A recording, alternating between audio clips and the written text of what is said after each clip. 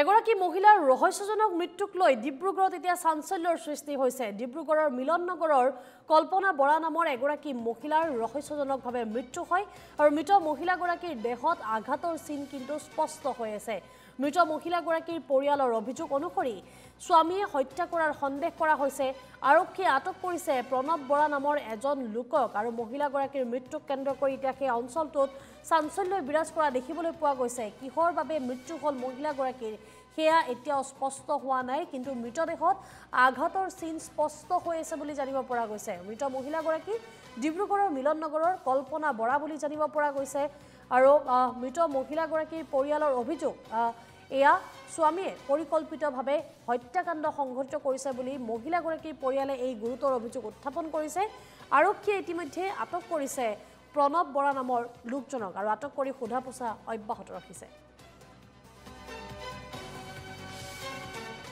বিবাহ সূত্ৰে মানে ইয়ালৈ আহিছে আৰু বিশেষ তাৰমানে ইমান আহ নাই, আহে যায়, আমাৰ ঘৰলৈও কেতিয়াবা যায় আহে। মাজে মাজে শুনি থাকোঁ দুয়োজনৰ মাজত মানে দনহাই কাজিয়া হয় আৰু সেই দনহাই কাজিয়া মূলতে যে লাষ্টত এনেকুৱা এটা অৱস্থা হ'ব আমিতো ভবা নাছিলোঁ। খুলি নকয় তা দেখিব আপুনি। মোৰ ভণ্টিহঁতো ইয়াৰ পিছফালে আছিলে আগতে, তো ভণ্টিহঁতে মানে দেখি থাকে আৰু দুইটাৰ মাজত দন হয়। এই কথা কৈছোঁ, এই দনহাই হয় আৰু দনহাই হোৱাৰ পিছত আকৌ অলপ দেৰি পিছত দুইটাই দেখোন আকৌ মটৰচাইকেল স্কুটিলৈ ওলাই যায়, তাৰমানে কোনো ধৰিব নোৱাৰে। আৰু এটা কথা বিশেষ মানে কি, দুইটা ড্ৰিংকছৰ ওপৰত বেছি হেৰি হৈ গ'ল। দুইজনে যদি ড্ৰিংকছ কৰিবলৈ হয় কোনেও কাৰো কথা নুশুনে, দুইটাই ওপৰত যাব বিচাৰে। তেনেকুৱা এটা অলপ মানে হেৰি অকণ উগ্ৰ মানে ল'ৰাটো।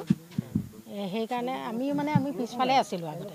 ৰাতি 3টা বজাতো মানে এতিয়া ক'বলৈ বাধ্য হৈছোঁ আৰু ঢুকালে যেতিয়া, কাৰণ মানে তাই দৌৰি থাকে গোটেই ঘৰ, সি দৌৰাই ফুৰে, মাৰেও, লোহাই চোহাইও মাৰি দিয়ে তাইক। তাৰপৰা পিছদিনাখনতো তাই আকৌ ধুনীয়াকৈ ওলাই যায়। কোনোবাই যদি সোধে তো কি হ'লে, এই চকুতে এনেকৈ কৰি ক'লা হৈ থাকে, এই নহয় টিউবৱেলৰ হেৰিটো লাগিলে পটকৈ দুখ পালোঁ, তাই লুকুৱাই দিয়ে। সেইকাৰণে মানুহে কেনেকৈ সুধিব, ক'বলৈও বেয়া পায় আৰু মই বায়েক হৈও মোক নকয়।